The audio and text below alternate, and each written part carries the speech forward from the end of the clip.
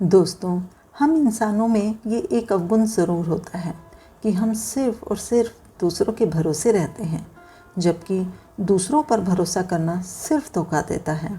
इसलिए हमें अपने आप पर भरोसा रखकर अपना काम स्वयं करना चाहिए। इसे हम आज की छोटी सी कहानी के माध्यम से समझने की कोशिश करेंगे।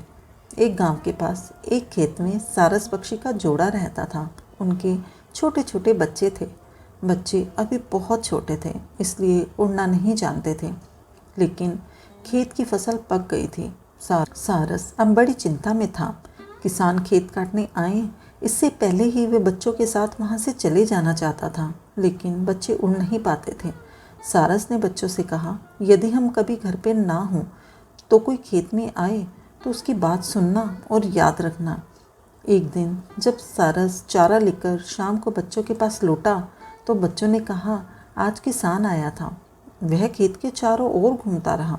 एक दो जगह खड़े होकर देर तक फसल को घूरता रहा। वह कह रहा था, खेत अब काटने योग्य हो गया है।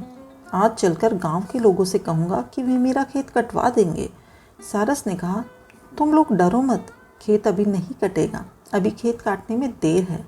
कई दिन बाद सारस फिर शाम को बच्चों के पास आया तो बच्चे बहुत घबराए हुए थे। वे कहने लगे, अब हम लोगों को ये खेत झटपट छोड़ देना चाहिए। आज फिर किसान आया था। वह कह रहा था कि गांव के लोग बहुत स्वार्थी हैं। वे मेरा खेत कटवाने का कोई प्रबंध नहीं करते। कल मैं अपने भाइयों को भेजकर खेत कटवा लूँगा। सारस ने बच्चों को कहा, तुम निश्चिंत होकर बैठो, अभी खेत नहीं कटेगा। 2-4 दिन में तुम लोग ठीक ठाक उड़ने लगोगे। तुम्हें डरने की कोई आवश्यकता नहीं। कई दिन और बीत गए। सारस के बच्चे उड़ने लगे। वे निर्भय हो गए थे। एक दिन शाम को जब सारस ने कहा कि हम लोगों को ये खेत छोड़ देना चाहिए, तब बच्चों ने कहा, यह किसान हम लोगों को झूठ मूठ डराता है, इसका खेत तो नहीं कटेगा। वह आज फिर आया था। कहता था कि मेरे भाई मेरी बात नहीं सुनते, सब बहाना बनाते हैं। मेरी फसल का अन्न सूखकर गिर रहा है। कल सुबह मैं खुद आऊँगा और खेत काटूंगा। अब सारस घबरा गया। बोला, जल्दी करो, हमें अभी यहाँ से जाना होगा, अभी अंधेरा नहीं हुआ है। दूसरे स्थान पर उड़ चलो, कल खेत अवश्य कटेगा। बच्चे बोले, क्यों, इस बार खेत क्यों कटेगा? सारस ने कहा, किसान जब तक गांव वालों और भाइयों के भरोसे था, खेत के कटने की आशा नहीं थी। जो लोग दूसरे के भरोसे कोई काम छोड़ते हैं, उनका काम नहीं होता, लेकिन जो काम स्वयं करते हैं, उनका रुका हुआ काम भी हो जाता है। किसान जब कल स्वयं खेत काटने वाला है, तब तो ये खेत कटेगा ही।